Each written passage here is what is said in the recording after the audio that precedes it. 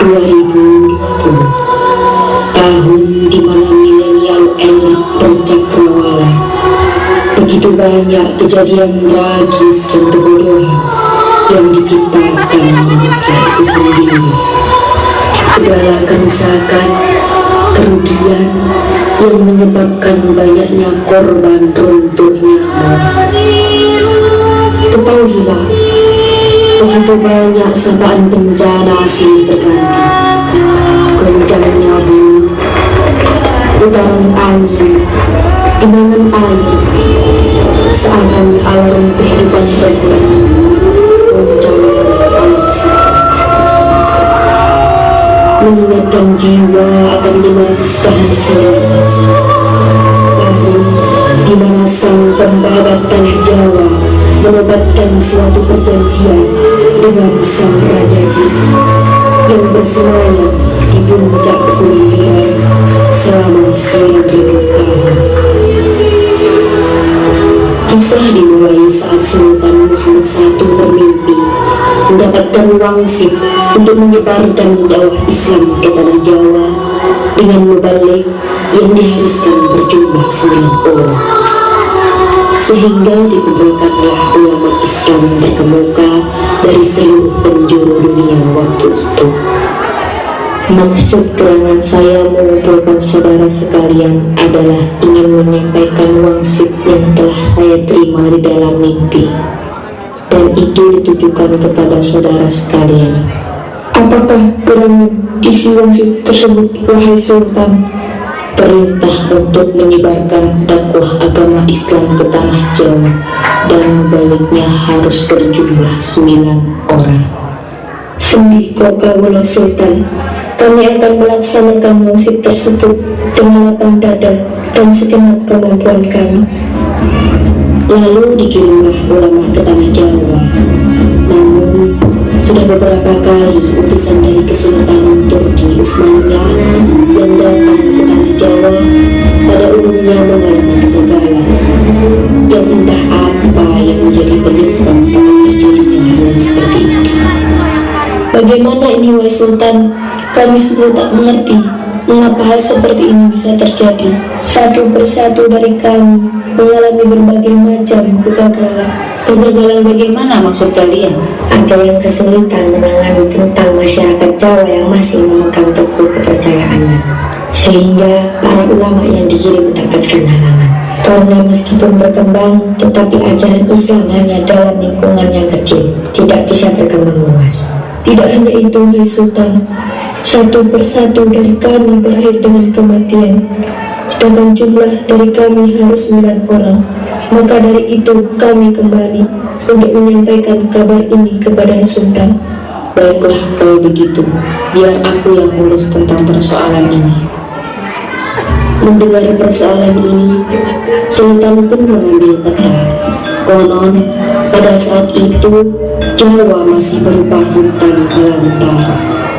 Lalu diutuslah Syekh Subakir, ulama asli Persia yang ahli dalam ruqyah, ekologi, meteorologi, dan geofisika ke tanah Jawa. Wahai Sultan, ada perlu apa Sultan mengutus saya ke sini? Jadi begini, malam itu aku mendapat wangsit yang isinya suatu perintah bahwa aku harus menyebarkan dakwah Islam ke tanah Jawa. Dengan tujuan demikian, lambat laun ulama kami mengalami berbagai kegagalan. Satu persatu dari mereka mati. Lalu aku melihat peta tanah Jawa ini. Aku baru sadar jika tanah Jawa masih merupakan hutan yang kurasa angker. Dan menurut pemikiran yang kau tetapkan, sepertinya kau mampu mengusir para makhluk-makhluk halus dan jin-jin jahat di sana. Oh, jadi demikian. Baiklah Sultan, esok aku akan pergi ke tempat itu. Berdasarkan data tanah Jawa sampai ke Nusantara, Syekh Subakir yang menguasai ilmu gaib dapat menerawang makhluk halus, mengetahui bahwa penyebab utama kegagalan para ulama pendahulu belum menyebarkan ajaran Islam ke tanah Jawa karena dihalangi para jin dan dedemit penunggu tanah Jawa. batu istimewa dalam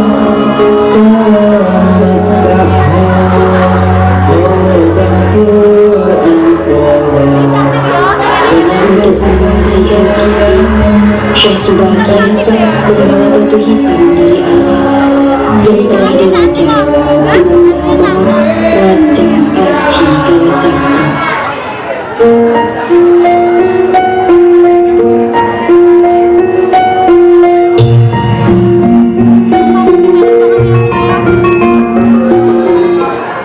Lalu batu dengan nama Raja Aji Kalacakra tersebut dipasang di tengah-tengah tanah Jawa, yakni puncak Gunung Tidar.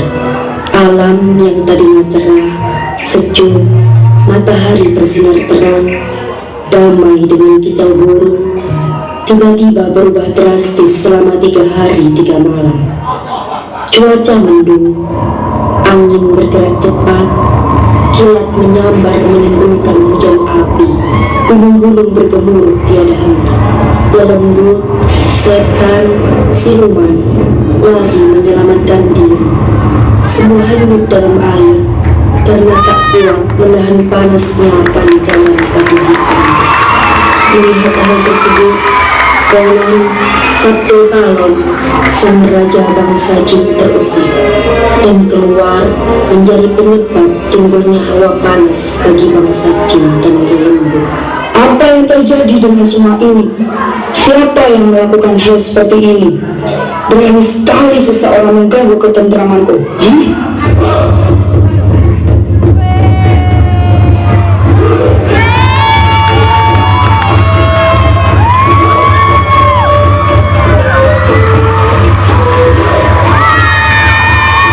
Siapakah kisanak ini? Aku adalah Sabdo Palon, pamomen tanah Jawa sejak zaman dulu kala. Bahkan sejak zaman kedewataan, akulah pamomen para kesatria leluhur. Dulu, aku dikenali sebagai Sang Hyang Ismail Jati, lalu dikenali sebagai Kilurah Semar Dodronoyo, dan sekarang zaman Majapahit ini, namaku dikenal sebagai Sabdo Palon. Oh, berarti kisanak adalah Danang tanah Jawa ini. Perkenalkan, namaku adalah Syekh Subaki, berasal dari Syam, Persia. Ada hajat apa gerangan jangan dikorawuh di tanah Jawa ini? Saya diutus oleh Sultan Muhammad yang bertahta di negeri Istanbul untuk datang ke tanah ini.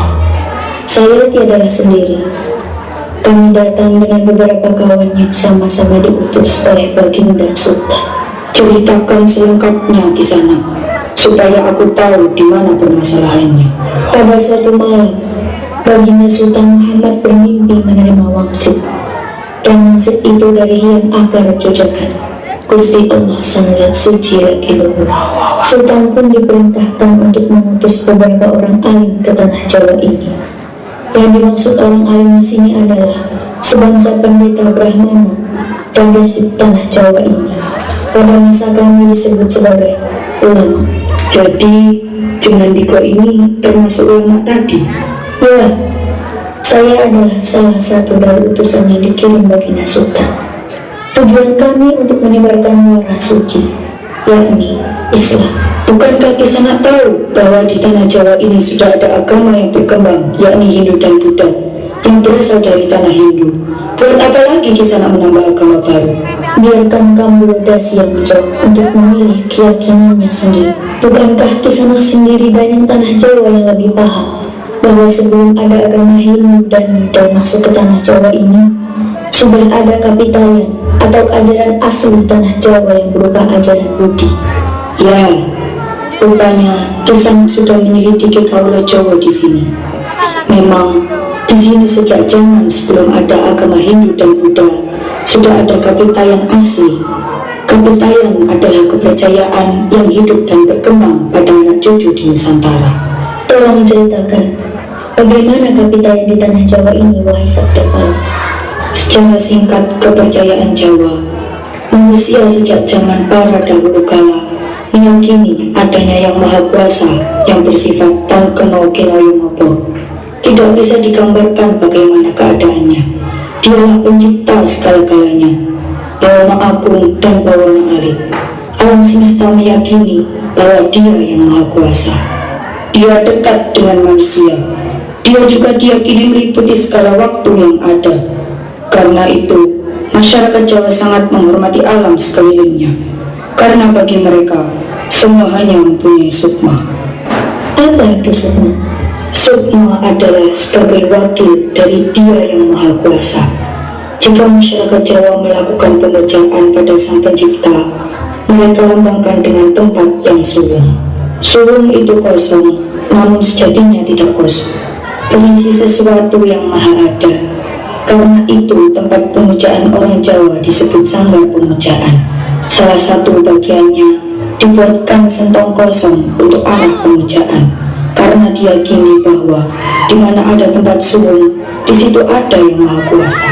Itu juga yang menjadi ajaran yang kami bawa, bahwa sejatinya di balik semua yang maha wujud, ada sang wujud tunggal yang menjadi pencipta alam semesta. Ajaran kami menekankan budi pekerti yang agung, yakni menebarkan welas asih kepada alam bumi biak dan sesama makhluk. Lihatlah Sanggani, betapa rusaknya tatanan Majapahit sekarang. Bekas-bekas perang saudara masih membara, rakyat kelaparan, perampokan, dan penindasan ada di mana-mana. Ini sungguh harus diperbaiki. Aku juga sedih sebenarnya memikirkan rakyatku. Tataran sudah bubar, para pejabat negara sudah lupa akan dharmanya, merebutkan jabatan dan kemewahan. Para pandito juga sudah tidak mampu berbuat banyak. Rakyat kecil saling tunjang mencari pegangan. Zaman benar-benar sudah menjadi eden. Karena itulah mungkin Sang Mahajawata Agung mengutus Sultan Muhammad Turki menarik kami ke sini. Jadi wahai Sang Danyang, izinkanlah kami menebarkan muara suci ini di wewengkon kekuasaan. Baiklah jika begitu, tapi dengan syarat-syarat yang harus kalian patuhi. Apakah syarat-syarat itu wahai Sang Danyang? Pertama, jangan ada paksaan agama atau kepercayaan. Kedua, jika hendak membuat bangunan pemujaan atau tempat ibadah, buatlah bangunan yang luarnya nampak cakra atau gaya Hindu Jawa, walau isi dalamnya Islam. Yang ketiga, jika mendirikan kerajaan Islam, maka ratu pertama harus dari anak campuran. Maksud campuran adalah jika bapaknya Hindu, maka ibunya Islam, begitupun sebaliknya. Yang keempat, jangan jadikan wong Jawa menjadi orang Arab atau Parsi. Biarkan mereka tetap menjadi orang Jawa dengan kebudayaannya, walau agamanya Islam. Karena setahu saya, agama adalah dharma, yakni laku hidup atau budi pekerti. Hati-hati jika orang Jawa hilang Jawanya, hilang kepribadiannya, budi pekertinya yang adiluhung, maka aku akan datang 500 tahun lagi dan muncul membuat koro-koro. Baiklah, syarat pertama hingga keempat aku setuju.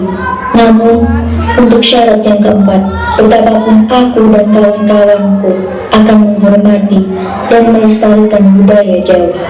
Namun, jika suatu saat karena perkembangan zaman dan ada perubahan, tentu itu bukan dalam kekuasaanku lagi. Biarkan Gusti Kang Akaryo yang menentukannya. Pulau Jawa menyimpan gerakan peristiwa dalam seminggu mungkin sebongkah rahasia di balik untayan kejadian demi kejadian yang telah terjadi. Lihatlah, kini telah tampak kerusakan di darat dan lautan disebabkan oleh perbuatan tangan manusia